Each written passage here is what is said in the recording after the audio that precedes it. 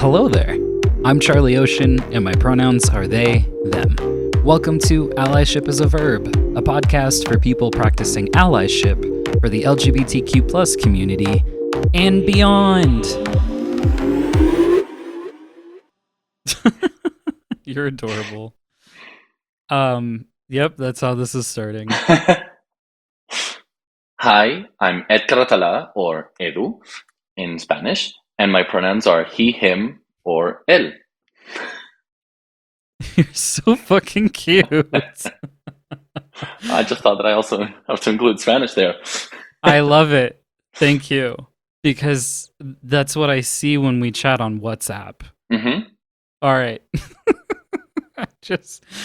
I'm just in a good mood. It's just really good to see you and hang out with you. So thanks for coming back on. Thank you so much. I love being here. And I'm excited. Yes, me too. It's just, yeah, I always look forward to connecting with you. Last time, you had shared that you are bisexual, queer, and a systemic therapist. Has anything changed? Rather than changed in and of itself, maybe there's been a shift on the emphasis. I'm still bisexual, still queer, and I'm emphasizing a lot more. And I'm a systemic queer therapist or queer systemic therapist because that's very much how I show up in my work. And also, I'm emphasizing a lot more that I'm a parent because that's a huge, huge part of my life. It takes up all of my life in the best way. And it's a lot of the reason of why I do what I do, why I want to be better, why I want to show up better, why I want to be a better person in the world for the kids. That's really sweet. Well, it's been over a year, and we'll come back to the parent piece and all of that. Mhm. But it's been over a year since you were last on the show. What is new in your world is actually quite a bit, so we'll just sort of tackle these one by one as best as we can. But one of the things that really stood out to me, and of course we've had like friend conversations about it too, but you had to train students on campus because you're also a professor. You had to train students on LGBTQ plus communities in secret. And I'm curious if you can just sort of help refresh people's memories. Last time we were talking about how your students, and we could talk about the program and all that you're in, but your students were seeking more knowledge around LGBTQ plus communities, and it's really something that's been lacking in Spain. So I'm curious about what has happened since. A lot has happened. We did that like the very secret on a Saturday. No one else was in the university and campus. So much so that I think like 7 students wanted to come in and 5 of them got like stuck outside because the security guard thought that that was it and they just closed the gates and only 2 got in. And they were from the Masters in Family Therapy that I teach. And so these are students that have already finished like a basic grad school, and they are in sort of like this specialization after program. Some of these students were interested because I inevitably talk about like my queer clients or how I show up as a queer therapist also. And there was a lot of interest, and it was not hard convincing me, but they were interested in that. And so we did manage to do that little thing in secret, but that got enough noise that last year, so about 4 or 5 months after the episode, we did have like an official class, which was officially scheduled for about 4 hours. It ended up being a little bit over that because I'm always overtime. And it was also a big fucking deal. Yes, because it is a Catholic university.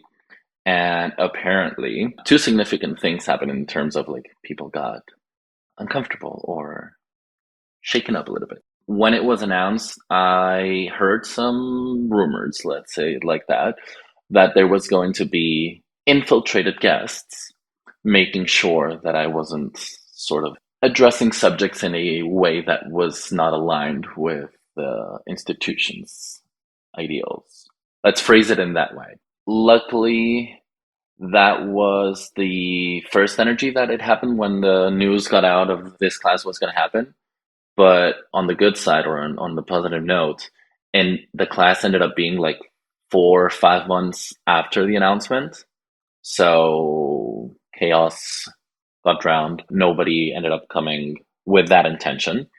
And so it was a great class, a lot of interest. People were very engaged. And again, they made enough noise for this year in June. Again, we're having twice as time, twice as many hours. And we're doing, I think it's a 10-hour class over a weekend. And so, yeah, that's exciting. And we're getting more students to come in. Wow. Wait, like I don't even think I knew that No? you were going to be doing it. Yeah, this is news to me. Oh, No. so yeah, surprise. I love it. Yeah, we didn't have enough time again because I would definitely always go overboard over time because I'm so excited about sharing. I love teaching. It's something that I always come back home after a class so exhausted, but also so overly activated, very excited. I love the questions. I love getting some pushback from the students and seeing how they're not convinced with something and sort of being challenged. I love it. I love all of it. And so I always go overboard with that or overtime. And since it's within the context of a program for training family therapists, there is an obvious need of getting into basics of what affirmative therapy means, of just getting into real basic stuff. Talking about gender, gender presentation, gender identity, sexual attraction, and all that are different things and should be addressed differently. And the conversation should include like different potential conversations in with all that. It ended up being like some of the students had no idea, for example, that or couldn't really tell the difference, for example, between transgender and gay, for example. Like, how are they different? Were some of the questions like, okay, we really need to get into basics. Let's take a step back. And so that made it obvious that we do need to, within this class, cover some of the basics so we can get into a conversation of how do we then work with families where there's a queer client or there's a queer kid that's coming out. So yeah, that's exciting. And that's how we're separating sort of the 2 days too. That's really cool. This is a side thing, which we will probably get into more later. But also from these classes, I've sort of contacted some of these students that showed more interest. And in a way, I saw the potential in them and how it would be really interesting to work with them because there's this idea that's going on how sort of I'm trying to develop a team of queer systemic therapists here in Barcelona because there's definitely a need for that. Not necessarily hiring, but Hmm. Yeah, I mean, well, let's dive into it. oh, okay. I mean, there's a few projects hmm you're trying to spin out there, but yeah. So is this like kind of like an unofficial program that you're trying to create with these students, or I guess maybe a better way of saying it is that you're supervising them? Since the connection is I'm a professor, they're students, and that's how we know each other in a way. There is definitely a little bit of that part of the dynamic where I'm training them a little more. But again, I really liked their perspectives and I want to assist their training, not necessarily just train them myself, because they have a lot to give too. And what we're doing is, or the idea, it's still in the works, is we're probably going to create an association where we're going to be offering low income therapy for queer clients or variable income therapy for queer clients. And again, in my experience working here, there's a good bunch of gay affirmative therapists. There are some lesbian slash bi women affirming therapists. But when we start going into, for example, with bisexual men or non binary people or trans or other identities, I've had the experience where, for example, I haven't had space in my schedule to receive a client. And so I referred them to someone that looked or felt good enough. And I've had clients come back to me saying, no, no, no, I'd rather wait than continue working with that person.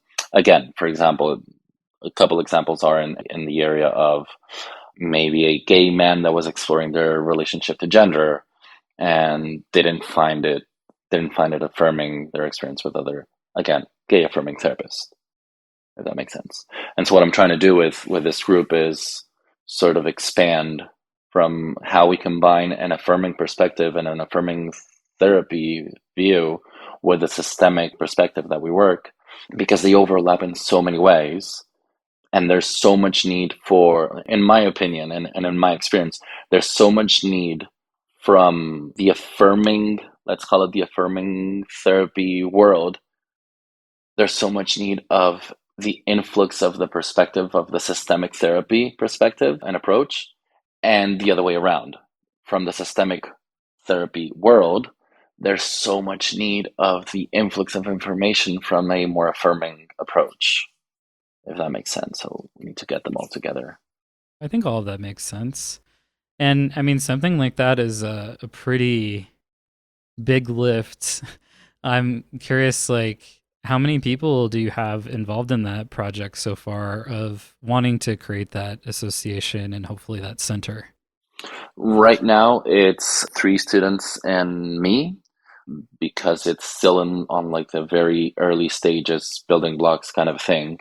But I already have like 4 or 5 people lined up for second and third phases, with like social workers and people that would specialize in helping us receive some funding, sort of those ideas, and more therapists to include more variety.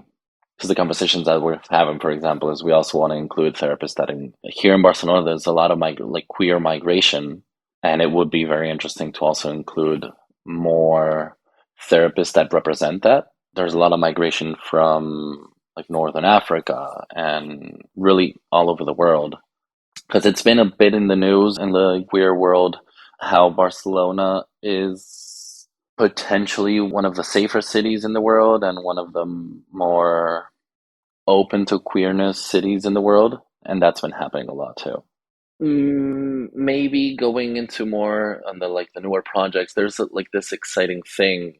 I think I shared this with you like in our personal, in our friend hangs, that thanks to like the Everywhere's queer platform, I got contacted queer owned businesses in this neighborhood in Barcelona that were getting together, and we're trying to do more community and showing up more for the community with this multiplicity of businesses that show up. Like there's restaurants, there's bars, there's like health studios and like health and fitness studios. Again, I'm always the infiltrated one. I'm the infiltrated therapist, and like all of these other sort of like client-based businesses. It's been beautiful to connect with this sort of like growth energy in so many projects in school, like in the university, and like these different associations that are probably in the builds. And yeah. You're just working on all sorts of cool shit. I don't even know how you have time for our friendship. But I say that as someone who also has like 20 million projects, so I'm one to talk. Shifting gears a bit, another big change in your life has been the ending of a pretty big relationship. Yes. And now you are co parenting with this person. Hmm. So, as this is such a major life transition, because it was over 9 years, right? Yes. It was 9.5 years together. So you're co-parenting your, as I called her last time, your itty bitty child. Hmm.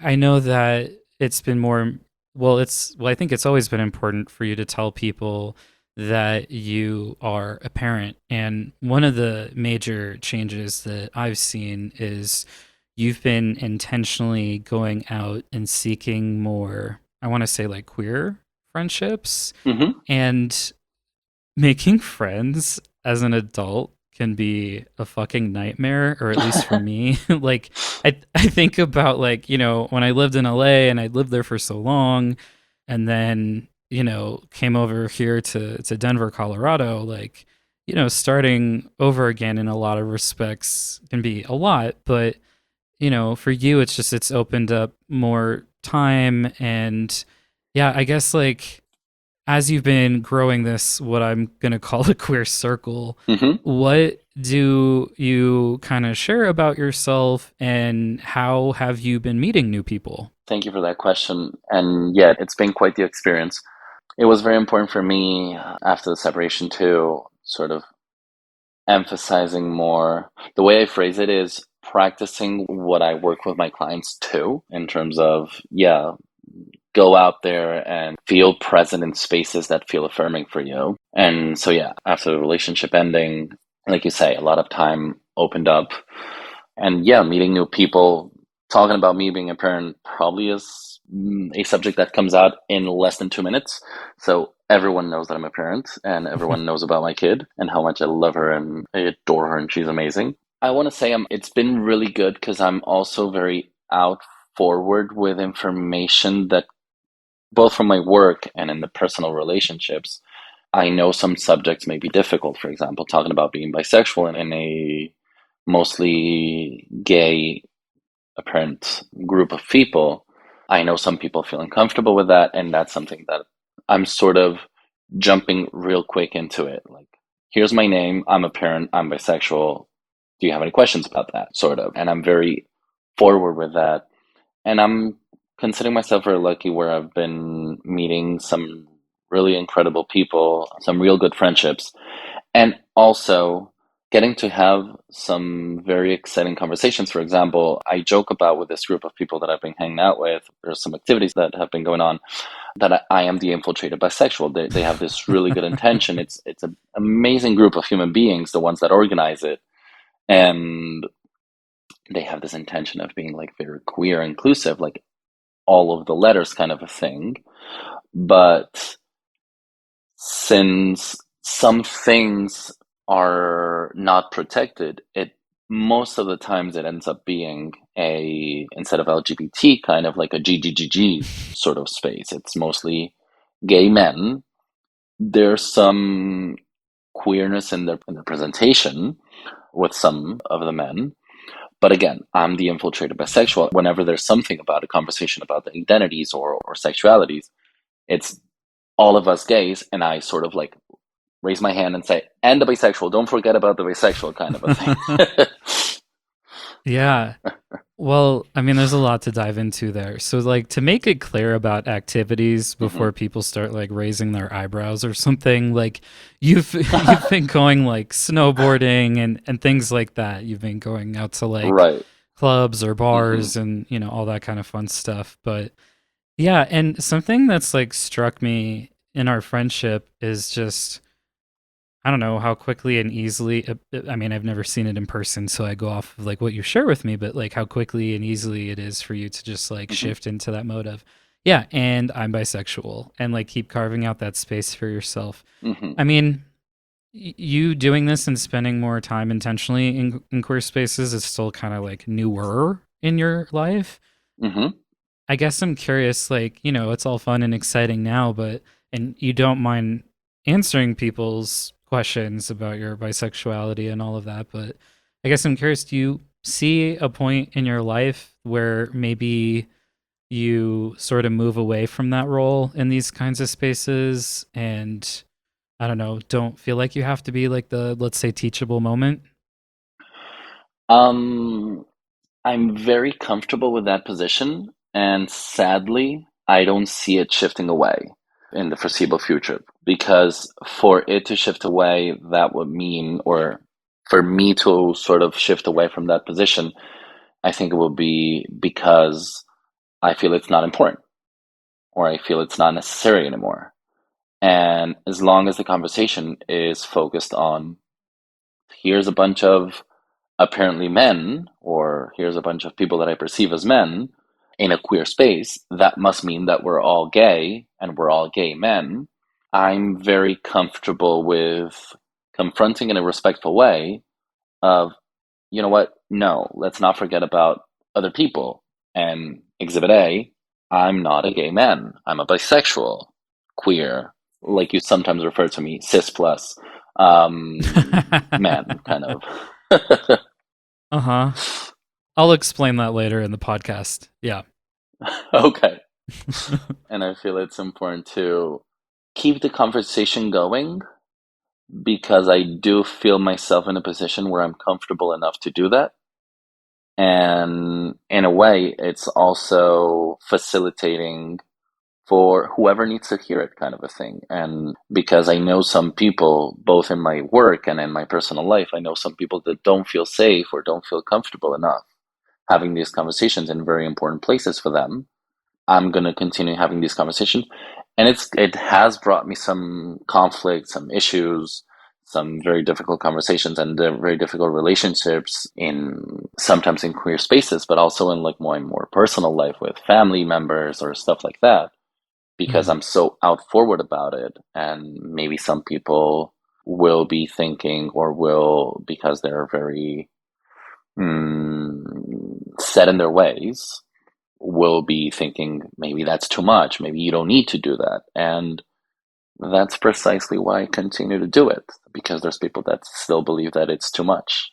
In some ways, do you feel like you're also being so visible and loud? I mean, not only just because like you're a professor, but also because you're almost kind of sort of making up for lost time, like being someone coming out a little bit later in life. Yeah, there's a part of that. And most of it is I want to make sure that I am seen because I did not see, Hmm. not just in myself, but outside of myself. I didn't have anyone near me that sort of allowed.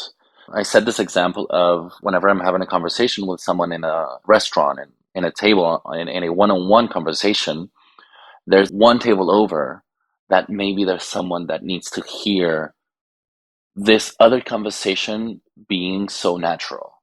Oh, look, there's this person talking about themselves being bisexual in such a natural way and such an open way. And again, in that idea of making up for lost time, there's also this I've never overheard this conversation anywhere. And so I want to continue the discourse. I want to continue the conversations making the conversations present. Hmm. Sort of like finishing this particular train of thought that I've been on, something that made me laugh my ass off last time in our conversation was when I was researching you, like your name and stuff, just to see what I could find online, which I think kind of freaked you out, but it was fine. But you already know what I'm going to say. You had left a review for these Yeah. bi flag shorts. It was like this gradient, and I was just like, "Oh my god, Ed." Um, I Yeah. mean, so that was some time ago, and I know you love your swag, you love your merch, you love your queer merch and hmm swag. What have you purchased since the last time we spoke? I'm super curious. All of your merch, and to whoever is listening, you should buy all of the merch from Allyship is the Verb, all of the designs, everything. It's amazing. You're so sweet. Um, Thank you. and yeah, I'm sure like more flags, more whenever I find a t-shirt that has like a fun message or a fun or the flag drawn in a fun way, I'm definitely a sucker for that.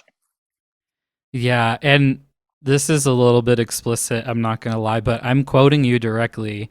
You have hmm told me that you are a slut for podcast merch, and that just does not leave my brain. Yes. Every now and then it floats back into my brain and I just start laughing. I never tell you, but like I promise you I think about it more than I want to admit. I love it. I don't recall saying that, but it's very very true. 100%. Yeah, it just because of the slut part too. I'm like, pro slut. I will clarify that, but also, yeah, I'm a slut for podcast merch. I never, Yeah. but it's perfect. It's very you, so I appreciated it. hmm I love that Um, you paused though. Like you're a slut for podcast merch. I'm like, I love that you paused there. I'm like, wait a minute. I think the pause was a little bit longer for you than it actually was, because I think you were curious where the hell I was going with that.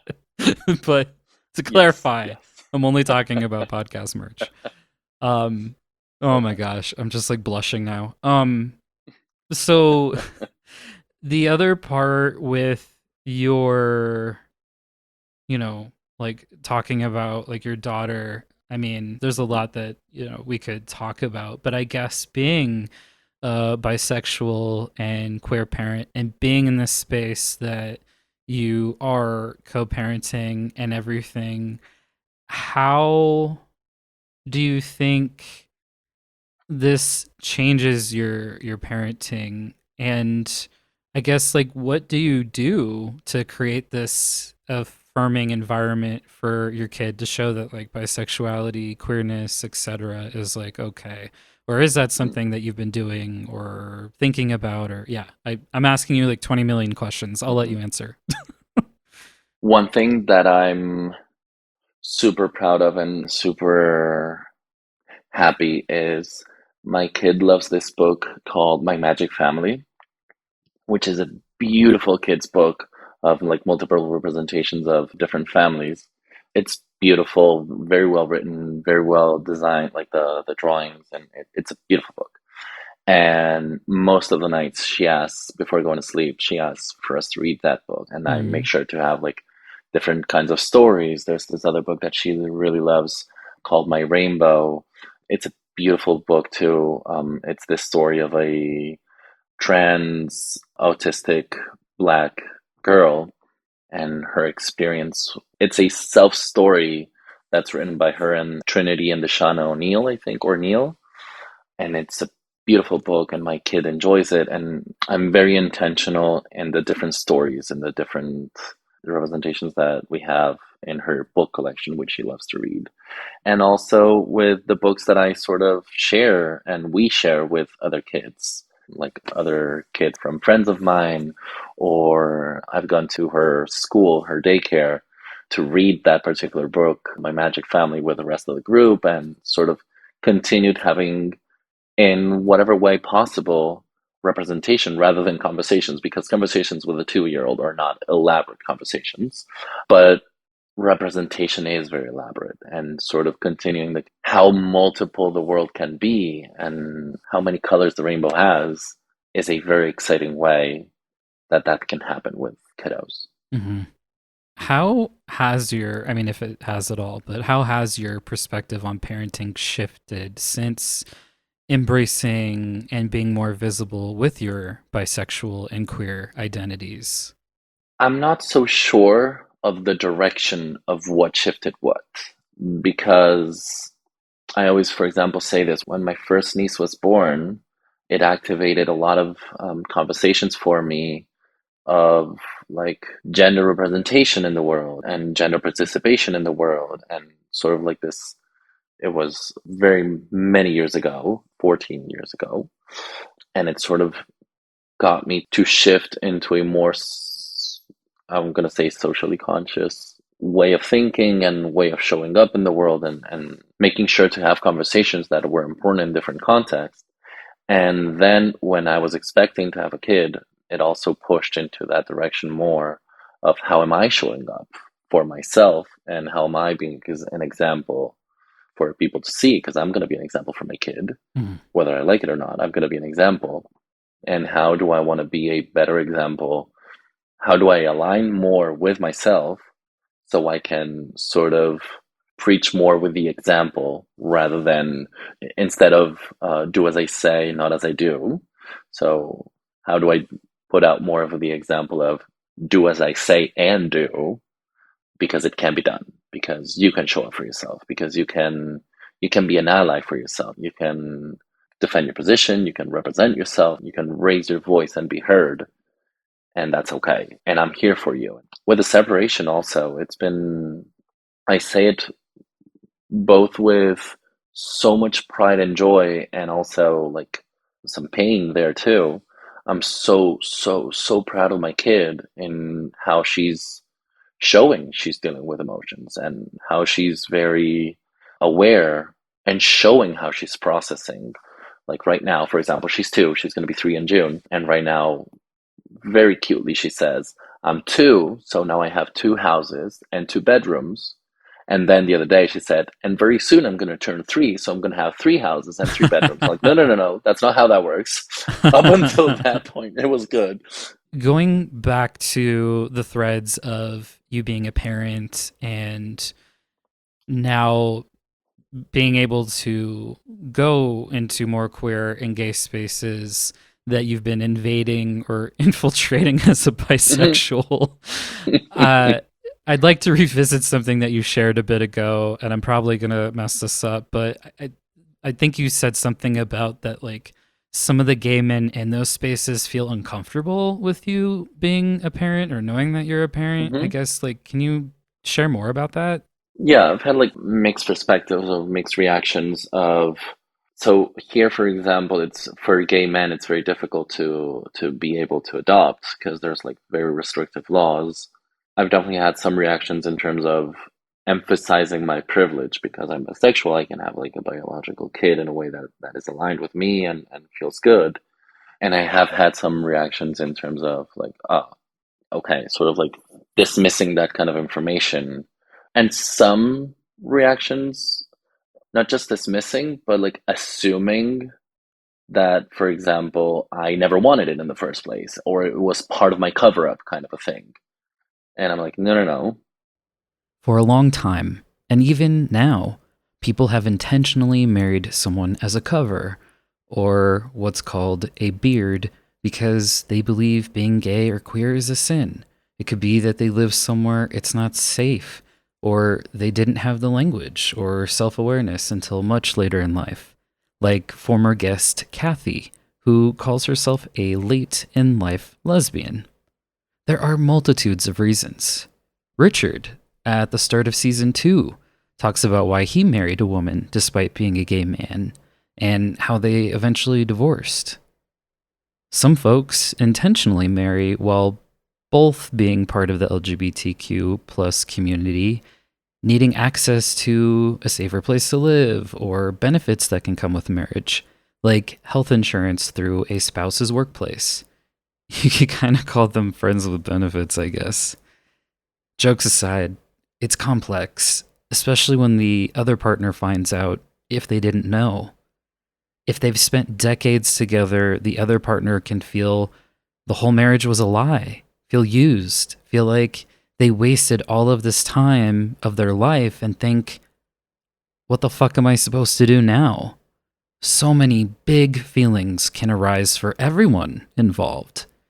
They may even stay together because they do love each other. It's just that it's differently than they thought. There are also reasons like intentionally bringing someone of an expected gender as a date to prom or an event, but it's a cover for going with someone else, with everyone being in on it.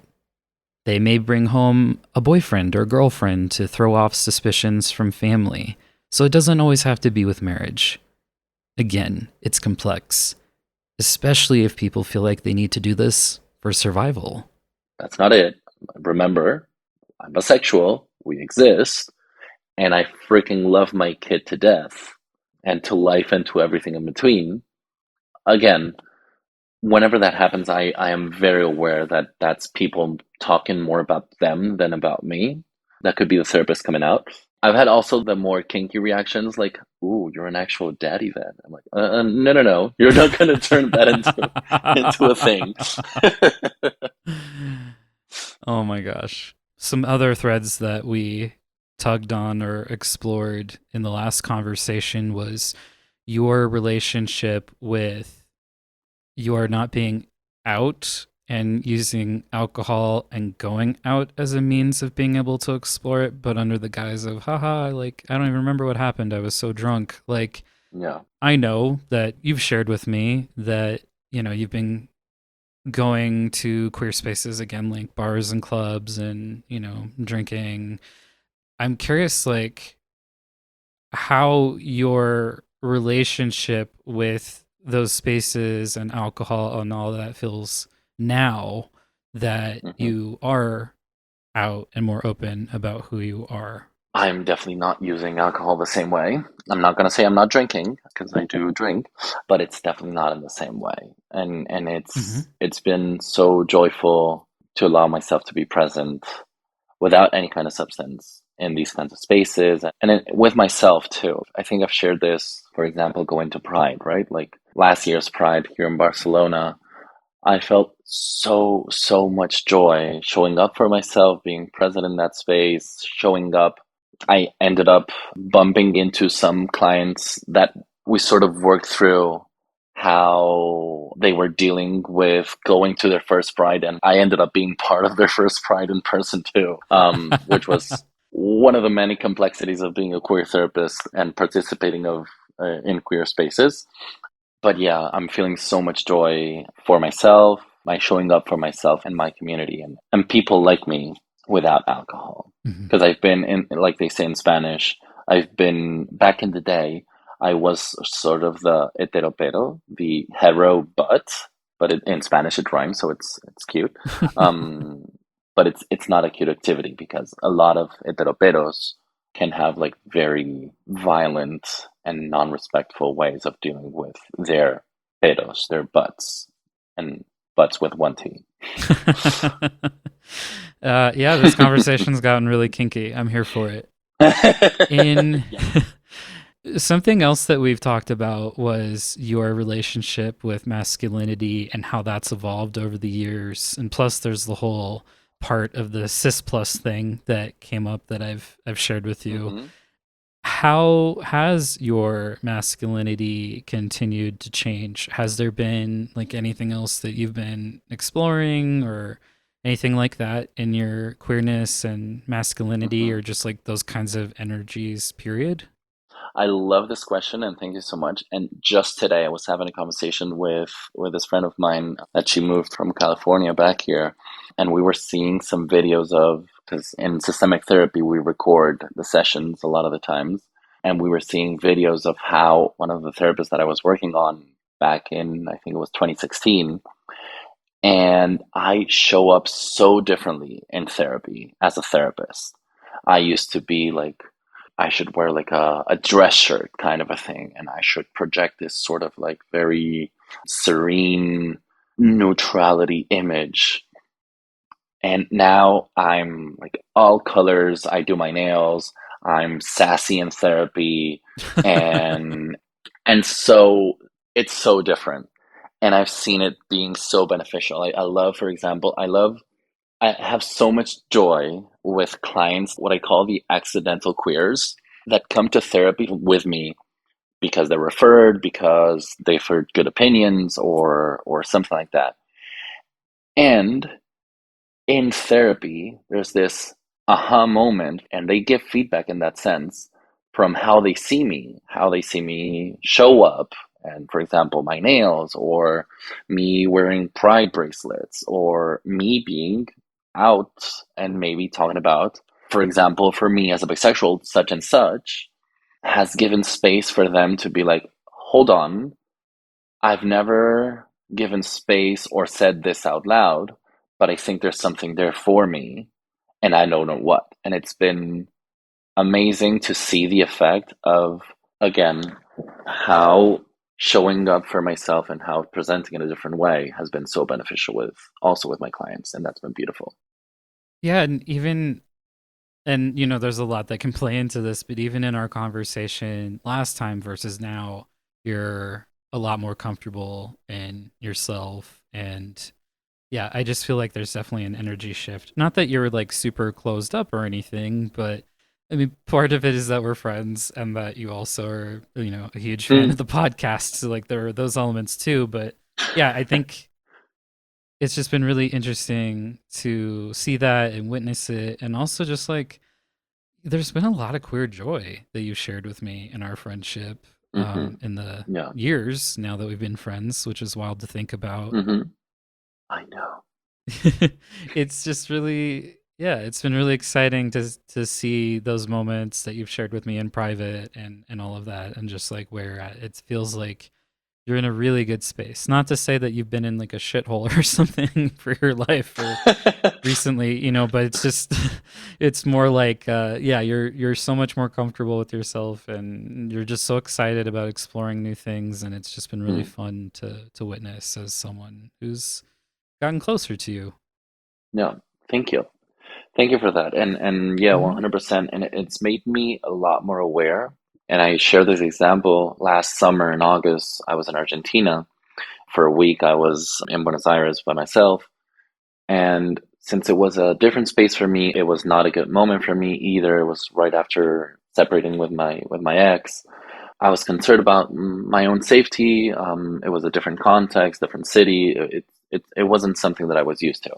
And I noticed that, especially if I was in a cab, for example, I noticed how I changed my tone of voice because I was more aware that I was presenting less masculine physically. And so I needed to shift my tone of voice to like a little lower. It's made me more aware of how I act with different scenarios. And I love being more aware of that because it gives me the choice if I want to continue doing this or if I want to sort of recalculate, if I don't want it to be a sort of thing that I do because I don't feel safe. And again, if it's something that I choose to do because I am choosing to do this here because it feels better instead of I can only do this, if that makes sense. Yeah, code switching. Hmm. I don't know. I almost when you made your voice go a little bit lower, I almost said yes, Hmm. daddy. I don't know why, because like it's. Whoop. um, there we go. Oh, great. So, as a longtime listener and now as someone on here twice, Hmm. two questions for you. The first one is, how have people in your life responded to your first episode? Mostly brilliantly. I share this example. My mom, she doesn't really understand English. And I love that her response was like, "Oh my God, you like really know how to speak in English." I'm like, "Yes, mom, That's what you thank took you." from this. So she didn't understand the words, and she was like, "Yeah, that's as much as I can get."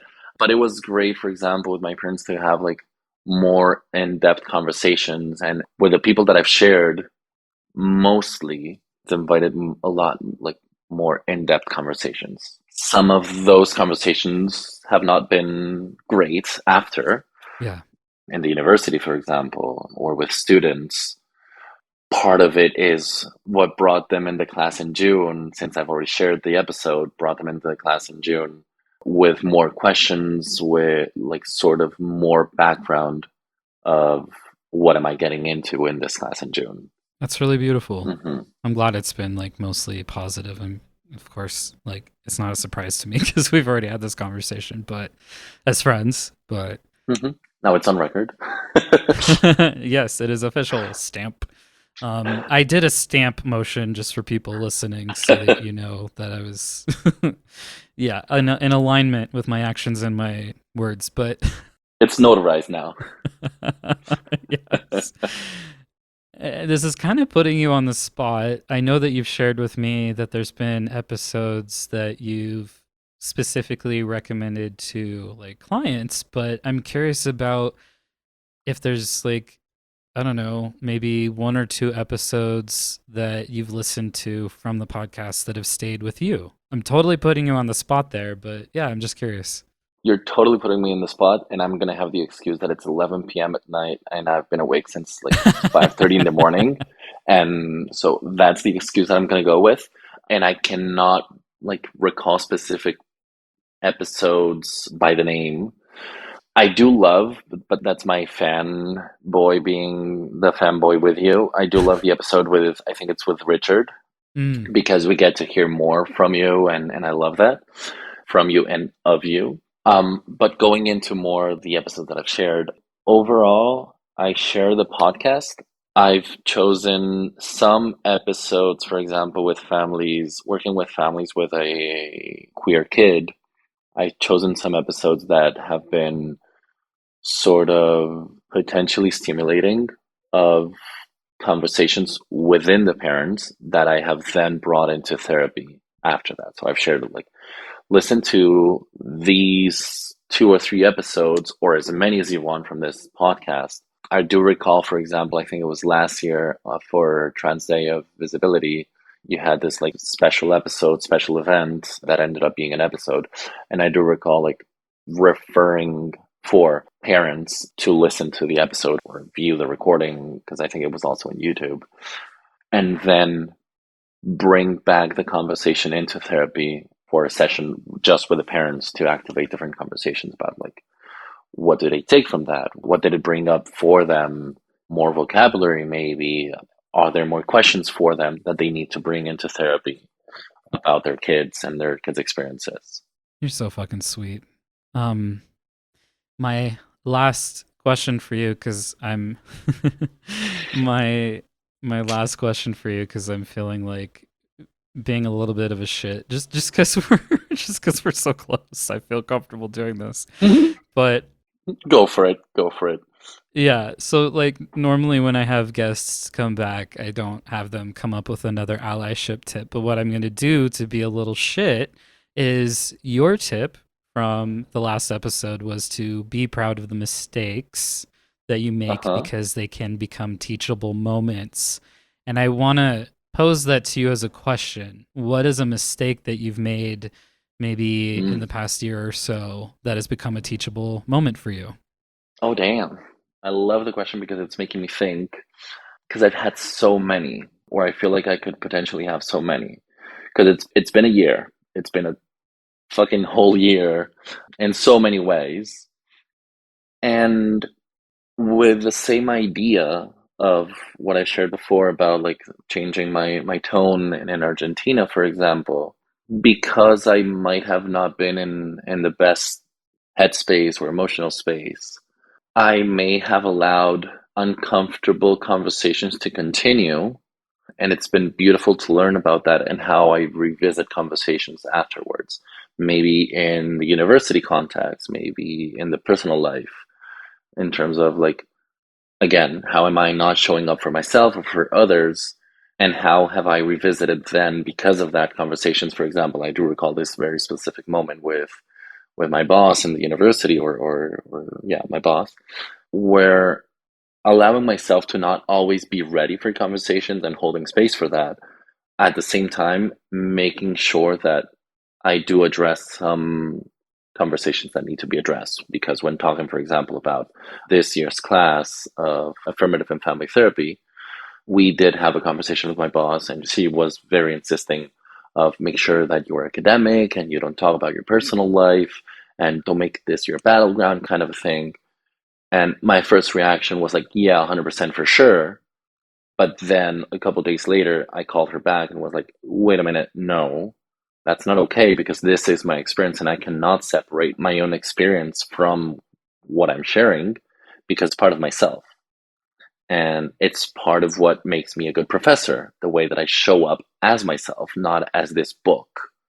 The way that my students then give me feedback of because I show up as myself, they feel so much more comfortable having questions for me and having questions for how I work. How does this show up in my work? How do I deal with this very difficult situation because it can potentially infiltrate your personal life, kind of a thing. And so if I don't show up as myself when talking about like queer therapy, I am then A, fucking up as a professor because I'm distancing myself in a way that makes me less a worse professor in the way that I work, and B, not being an ally for myself or other people like me and not showing up for myself. So that's that's an example. I appreciate your honesty in that because yeah, we have to code switch sometimes. Mm-hmm. I also get how in the moment, especially if you're scattered because you have all these things going on, how you could Mm-hmm. easily say like, "Yep, okay, I agree with you," but then thinking about it more later because I think you and I overthink. Mm-hmm. There used to be this like meme on the internet somewhere floating around like at least 20 years ago. It's that's like, and I don't even know where this originates from. But it was like, I don't think I think too much. What do you think about me thinking that I don't think too much? And I'm surprised I could still say that almost flawlessly. So go me. But thank you, Ed. Thank you so much, my sweet Charlie. Thank you so much, my sweet Ed. Mm. All right. I'm hitting stop now before we get even more cheesy and mushy. I have so much love for Ed. If he hadn't found the podcast and reached out to me via Instagram, I'd be missing out on one of the best humans to come into my life. Truly. Several people are in my life now, and some of my best friends, because of the podcast bringing us together, directly and indirectly. I have made so many connections because of allyship as a verb, and I never expected that as part of what could happen when I started this project a few years ago. Every time you let me know what the podcast means to you, or how an episode touched you, it really lifts my spirit and makes my heart happy. So thank you endlessly to all of you who do that, including the folks who helped to make this happen, like Molly, our audio engineer, Veronica, who transcribes the episodes, and Kit, who designed our fucking awesome logo. So I'd like to express deep gratitude to all of you. Thank you for all of the ways you encourage me to keep going with the podcast and support me, period. Thank you. Visit allyship.com for any resources and a full transcript of the episode.